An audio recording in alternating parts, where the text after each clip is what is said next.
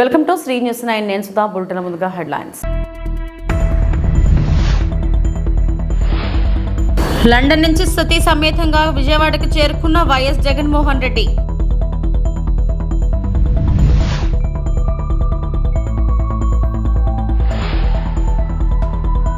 హైదరాబాద్ గుడిమల్కాపూర్ పరిధిలో 2 స్పా సెంటర్లపై దాడి. 8 మంది మహిళలు, 2 యువకులను అదుపులోకి తీసుకున్న పోలీసులు. కాకినాడ జిల్లా పిఠాపురం వైసీపీ అభ్యర్థి వంగ గీతపై మాజీ ఎమ్మెల్యే వర్మ సంచలన ఆరోపణలు.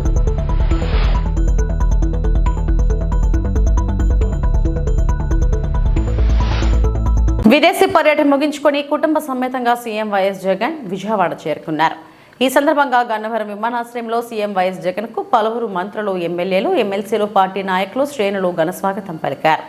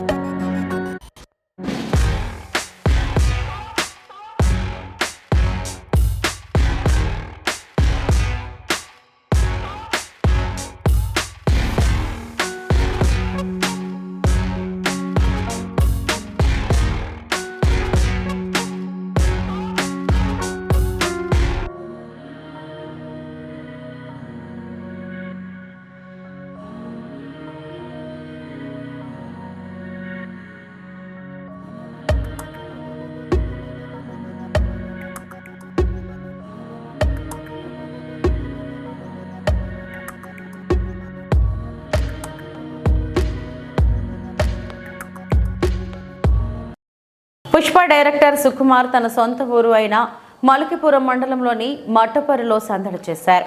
ఆయన కుటుంబంలోని కార్యక్రమంలో పాల్గొనడానికి సొంత ఊరు వచ్చారు. సుకుమార్ రాకతో ఆయన స్వగృహం వద్ద సందడి వాతావరణం నెలకొంది. సుకుమార్తో సెల్ఫీలు దిగిన అభిమానులు, స్థానిక యువత తరలివచ్చారు.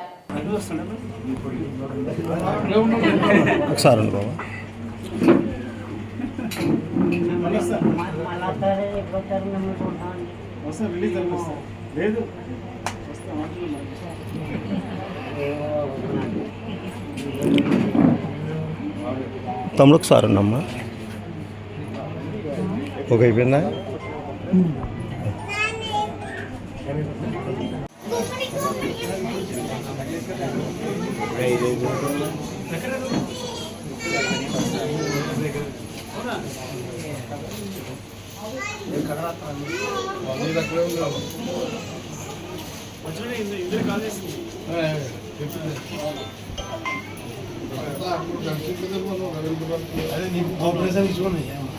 కాకినాడ జిల్లా శంఖవరం మండలం అన్నవరం గ్రామంలో డాబాలు, హోటల్స్ ని ఫుడ్ సేఫ్టీ ఆఫీసర్ బృందం తనిఖీ చేసింది.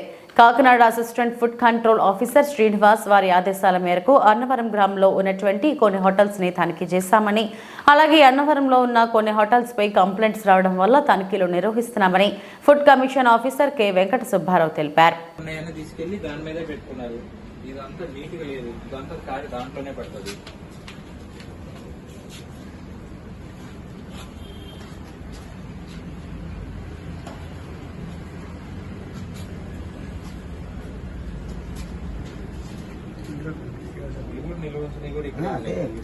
ఏ రోజు ఆ రోజు మాకు వస్తుందండి. ఏ రోజు అండి, ఏ రోజు వచ్చిందని ఎవరికి తెలుస్తుంది? ఇది అసలు దమ్ బిర్యానీ ఎవరైనా లోపల పెడతారు? దమ్ బిర్యానీ లోపల హాఫ్ బాయిల్డ్ అంటారు దాన్ని, అన్నారు కదా. ఇది ఎందుకు పెట్టారు మరి?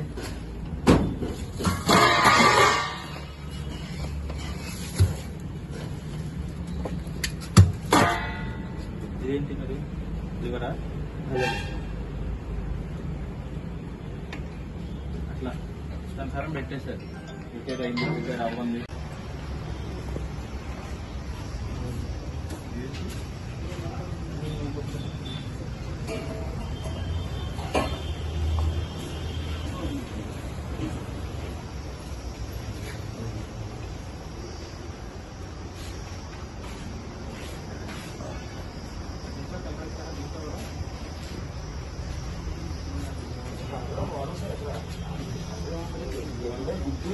దాంట్లో కాంట్రోల్ దాంట్లో దీంట్లో కూడా కలర్ లేకపోతే పర్లేదు. కలర్ వాడడం సార్ కలర్ ఏముంటుంది జిడ్డును నెక్స్ట్ కాంట్రోల్ వాడడం.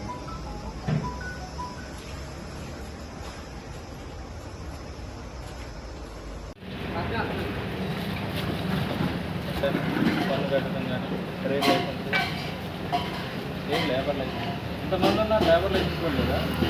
అప్లై చేసేసారు.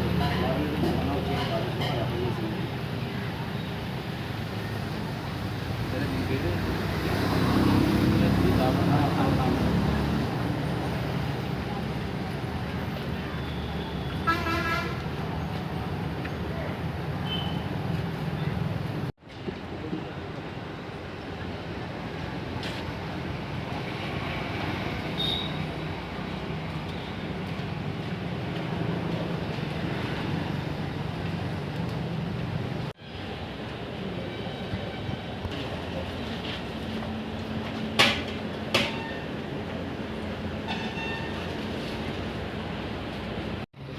నా పేరు సుబ్బారావు అండి, కాకినాడ జిల్లా ఫుడ్ సేఫ్టీ ఆఫీసర్.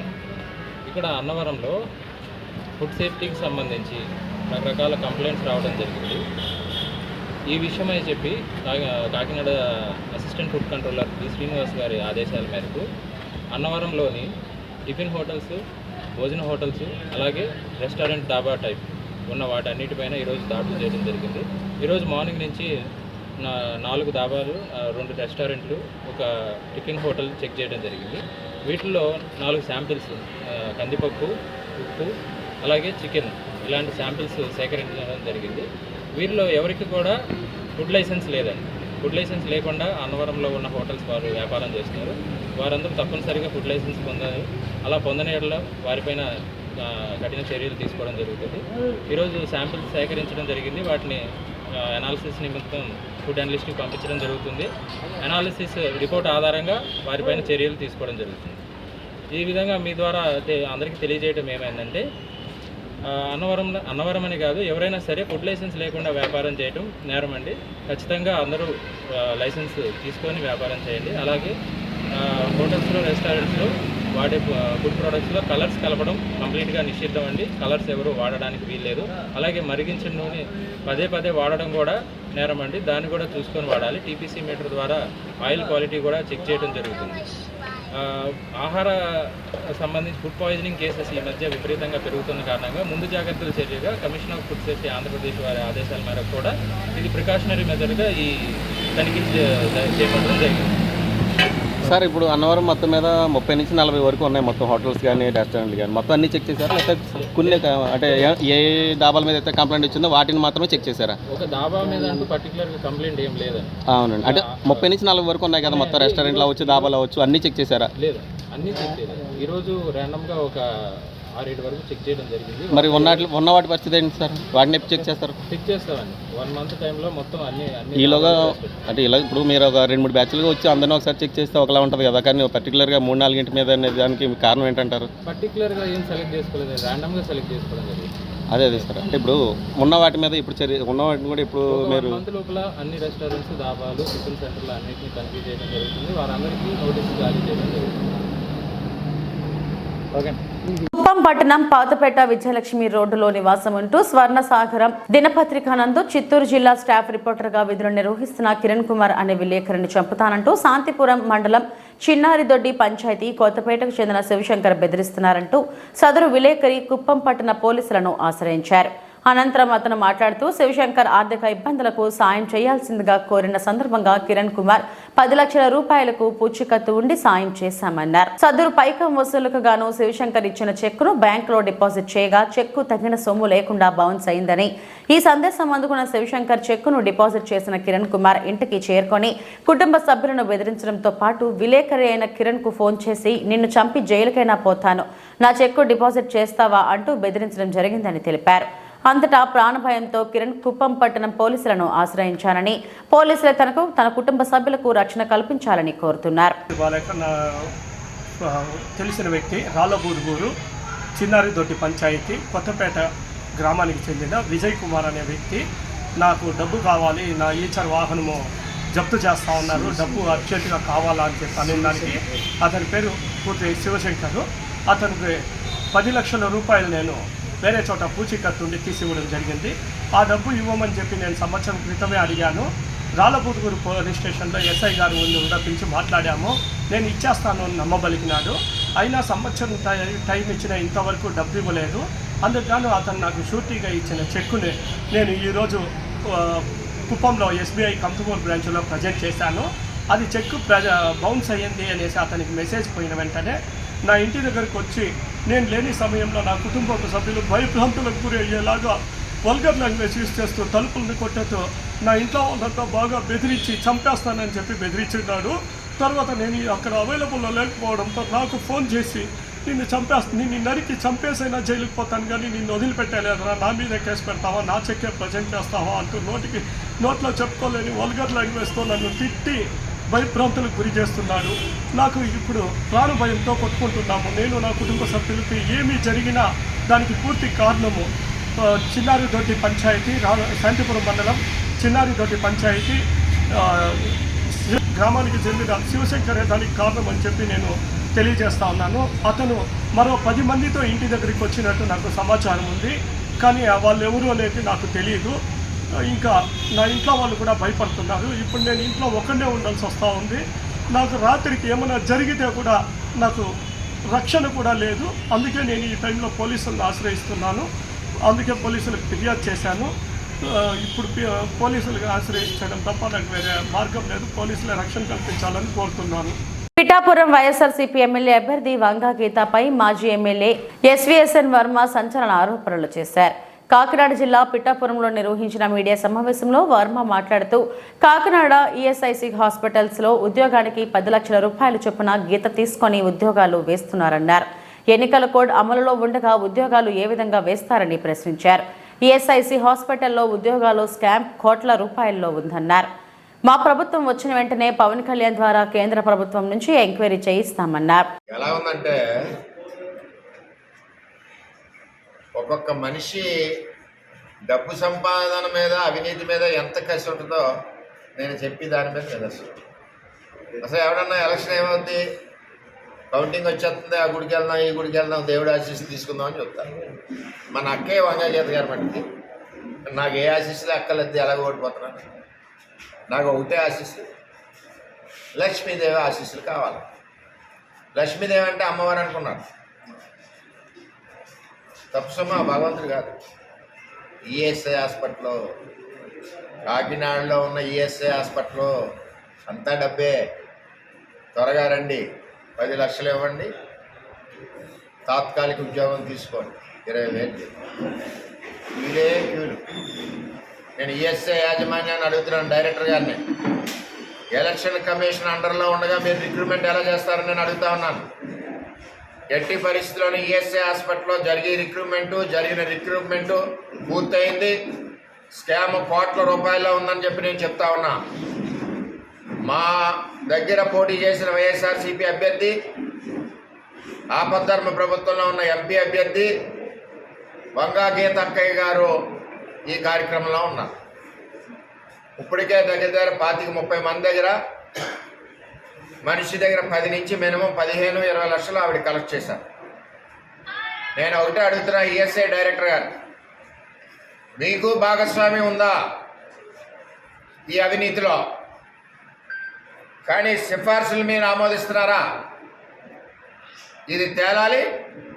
రేపు మా ప్రభుత్వం వచ్చినప్పుడు పవన్ కళ్యాణ్ గారి ద్వారా ఎంక్వైరీకి కేంద్ర ప్రభుత్వం నుంచి ఆదేశిస్తామని చెప్పి తెలియజేస్తున్నా.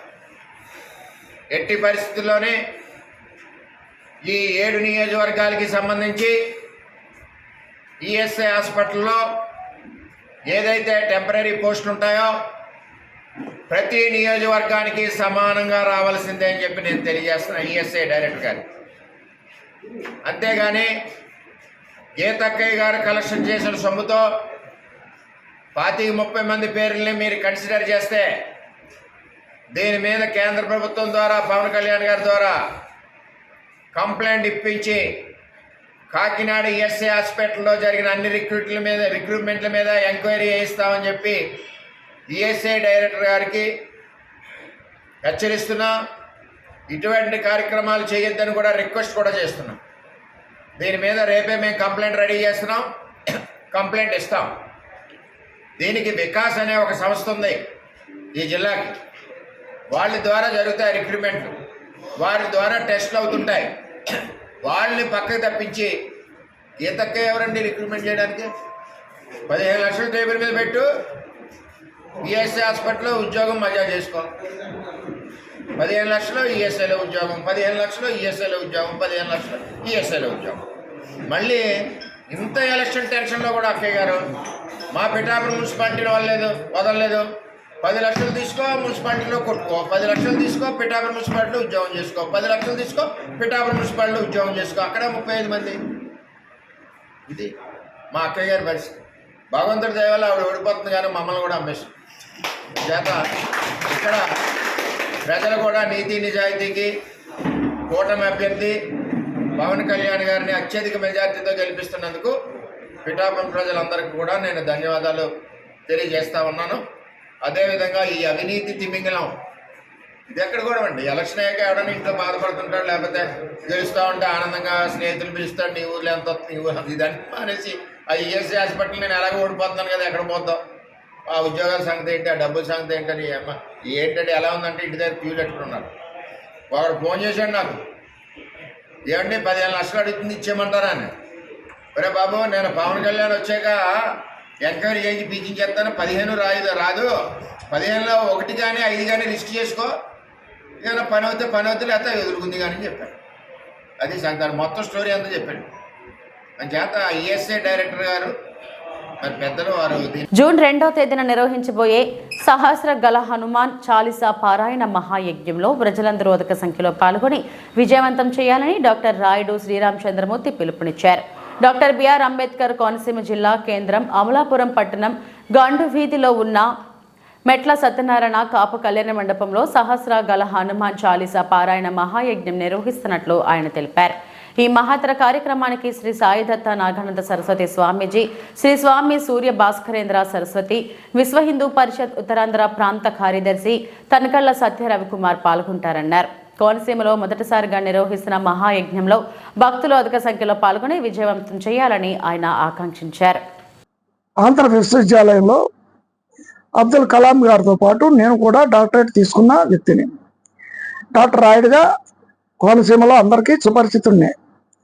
ఇటీవల విశ్వ హిందూ పరిషత్, బజరంగ దళ్, దుర్గావాహిని, సత్సంగ,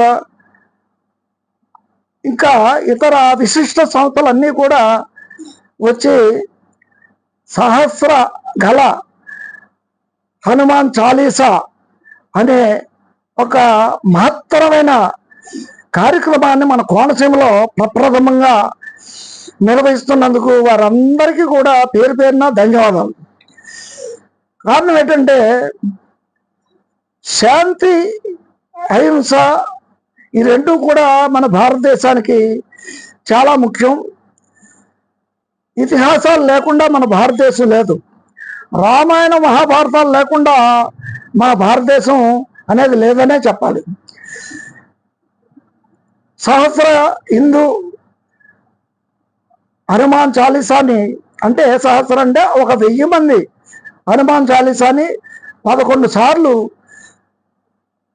మన కోనసీమ భక్తులచే అక్కడ స్వామీజీలు చెప్తారు. నాగానంద సరస్వతి అదేవిధంగా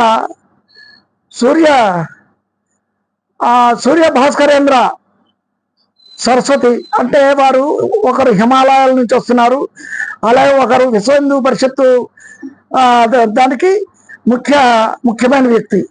వారిద్దరూ కూడా ఇచ్చేసి హనుమాన్ చాలీసా సహస్ర గల జయంతిని మనం జూన్ 2వ తారీఖున జరుపుకుంటున్నాం. ఇప్పటికే అటు రామాలయాలన్నిటి నుంచి కూడా పేర్లు వెళ్ళాయి, అలాగే ఆంజనేయ స్వామి ఆలయాల నుంచి కూడా పేర్లు వెళ్ళాయి, అలాగే ఇతర దేవతా గుడుల నుంచి కూడా పేర్లు వెళ్ళాయి. ఇక్కడ కేవలం కోనసీమ వారే కాదు, దేశ విదేశాల నుంచి కూడా ఇచ్చేస్తున్నారు. కాబట్టి వారందరికీ కూడా చక్కటి సౌకర్యాలని కల్పించి ఈ భక్తుల యొక్క మనోభావాలని అక్కడ చెప్పుకునేటట్టు గండు వీధి అమలాపురం గండు వీధి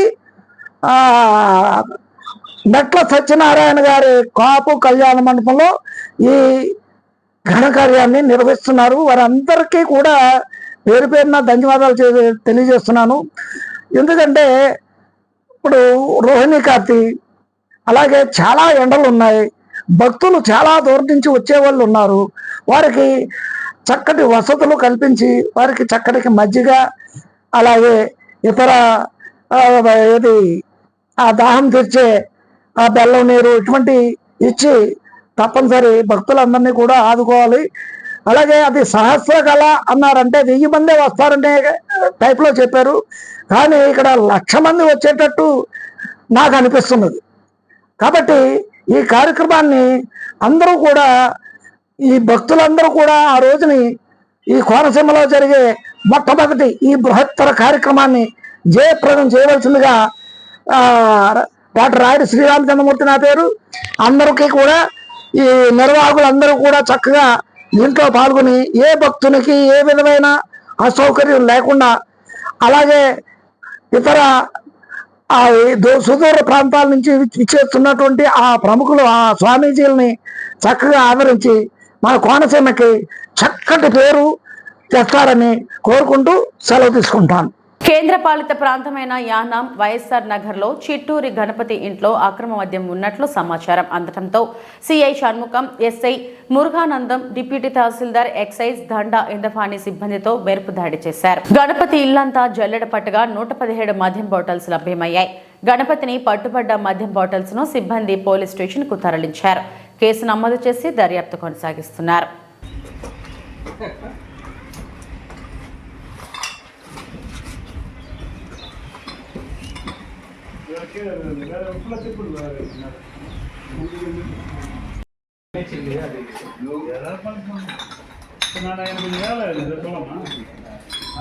చిలకలగూడ పోలీస్ స్టేషన్లో ఏసీపీ జైపాల్ రెడ్డితో కలిసి మీడియా సమావేశం నిర్వహించారు. చిలకలగూడ పరిధిలోని వారసిగూడకు చెందిన 5గురు దొంగలను అదుపులోకి తీసుకుని వారి వద్ద నుండి 2 బైకులు, 2 కత్తులు, 2 సెల్ ఫోన్లు స్వాధీనం చేసుకుని రిమాండ్కు తరలించినట్లు తెలిపారు. రెండోది 2 బైక్స్ కూడా వాళ్ళ దగ్గరికి వెళ్ళి బరామతి చేయడం జరిగింది. ఈ బైక్ల మీద వాళ్ళు వెంటాడి చేయడం, అంతేకాకుండా దోచుకున్న సొత్తు సెల్ ఫోన్ 1000 రూపీస్ ఇంటాక్ట్గా దొరకడం జరిగింది. వాటితో ఈ అందరినీ జ్యుడిషియల్ రిమాండ్కి పంపడం జరుగుతుంది. అయితే ఉన్న ఇన్వెస్టిగేషన్స్ ఎవరైతే కాన్స్టిట్యూషన్ లా ఉన్నారో జస్టిస్ ఇవి చెప్తారు. 5గురు రహీం అనేటువంటి గతంలో ఒక కేసులో ఇన్వాల్వ్ అయ్యారు. 25/20 చిలకలగూడ పిఎస్లోనే ఫైజల్ అనే వ్యక్తిని నిఖిల్, సోను, రహీం వ్యక్తి చంపారు. అతన్ని ఈ రహీం ఆ కేసులో ఆ విక్టిమ్ ఎవరైతే చనిపోయిన అతన్ని కిడ్నీల మీద విపరీతంగా బ్యాక్ సైడ్ బాక్సింగ్ లాంటి పంచులు ఇస్తూ ఉండడం వల్ల అతను మూర్చపోయి గాంధీ హాస్పిటల్లో చనిపోవడం జరిగింది. దాని మీద కూడా అప్పుడు ఈ రహీం వయసు 17 సంవత్సరాలు అంటే కాబట్టి అతను ఉండడం ముడి చేయడం ఏ రకమైన ఆఫీస్ నుండి ఎవరి నుండి కానీ పెరగకపోవడం వల్ల దాన్ని నేరం చేస్తే కాదు అని హిందూ సభని అమాయకులు పడి దాడి చేసి కొట్టడం జరిగింది.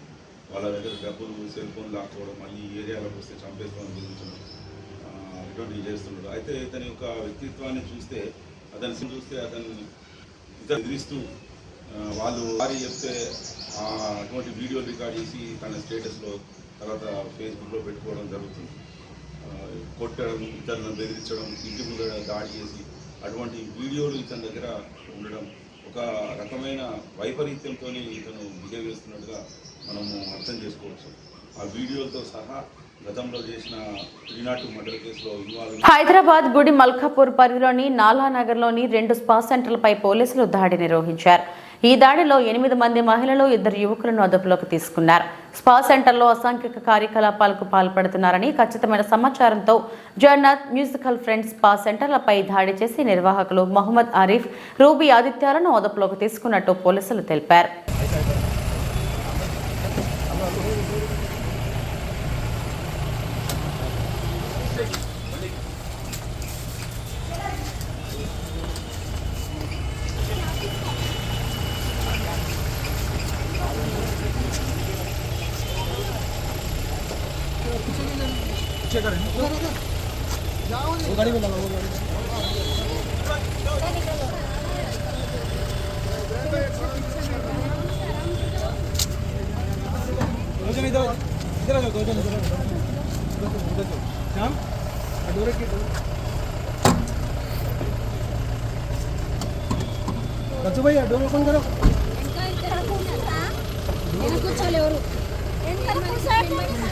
అక్కడ పోయింది అక్కడ